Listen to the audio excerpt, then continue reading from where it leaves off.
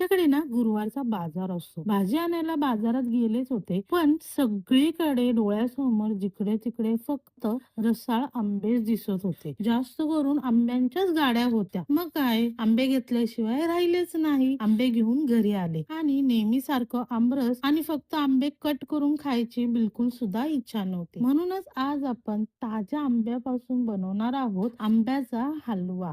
म्हणजे की मँगो शिरा. पारंपरिक पद्धतीने जसं की मंदिरामध्ये भेटणारा शिऱ्याचा प्रसाद. आहाहा!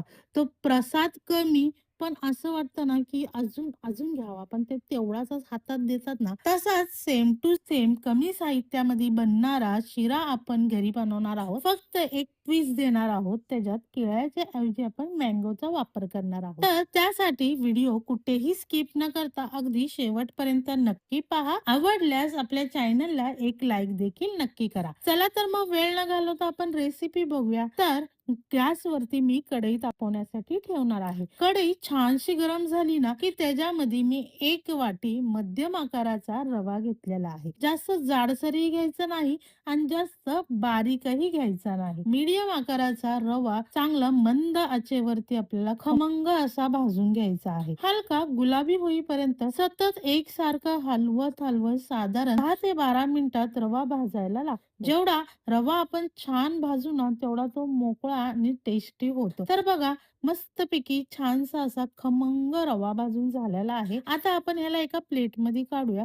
पण त्या अगोदर तुम्ही ह्या रव्याचा कलर देखील बघा. किती छानसा कलर आलेला आहे. सुरुवातीला आपण टाकलेला रवा बघा आणि काढताना रवा किती फरक जाणवतो. किती छानसा कलर आलेला आहे. आता आपण पुन्हा तीच कढई तापवण्यासाठी ठेवणार आहोत. साधारण 3 ते 4 चम्मच पोहे खाण्याच्या चमच्याने आपण तूप घालत आहोत. जेवढं जास्तीचं तूप घालणार ना, तेवढं रवा खळखळून मोकळा शिजला जातो. मस्तपैकी तूप सुद्धा आपलं छानसं मेल्ट झालेलं आहे. म्हणजेच की मस्तपैकी गरम झालेला आहे. आता ह्याच्यामध्ये मी काही चिरलेले बदाम आणि चिरलेले काजू घालणार आहे. मस्तपैकी जेवढे तुम्हाला लहान मोठे आकार पाहिजे ना, त्यानुसार मी बदाम आणि काजू कट करून घेतलेले आहेत. ह्याला सुद्धा खमंग तुपामध्ये आपल्याला गवळं गवळं होईपर्यंत भाजून घ्यायचं आहे. साधारण 2 मिनिटं भाजल्याच्या नंतर न आपण हे भाजलेले काजू आणि बदाम रव्याच्या ताटामध्ये काढून घेणार आहोत. आणि मग त्याच तुपामध्ये आपल्याला आंब्याचा पल्प काढून घ्यायचा आहे. साधारण तुपामध्ये 2 मिनिटं आंब्याचा पल्प आपल्याला परतून घ्यायचा आहे,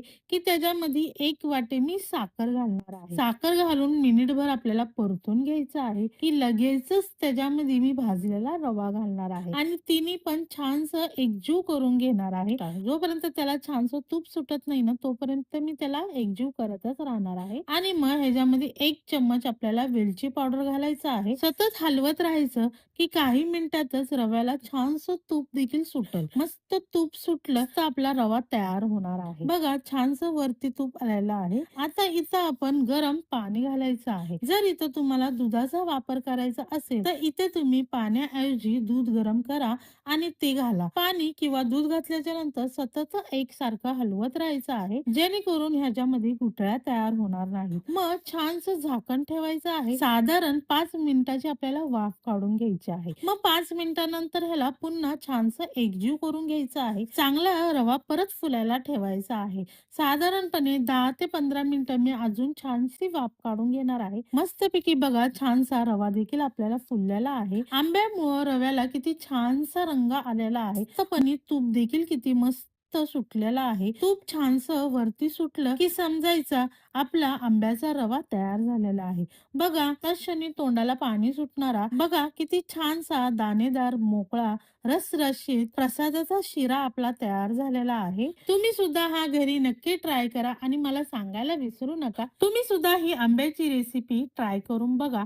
व्हिडिओ आवडल्यास एक लाईक, शेअर, कमेंट नक्की करा. चॅनलवर जर नवीन असाल तर सबस्क्राईब केल्याशिवाय बिलकुल सुद्धा जाऊ नका. चला तर मग पुन्हा भेटूया अशा छान छान आणि मस्त मस्त रेसिपी सोबत प्रज्ञाच मेजवानी चॅनल मध्ये.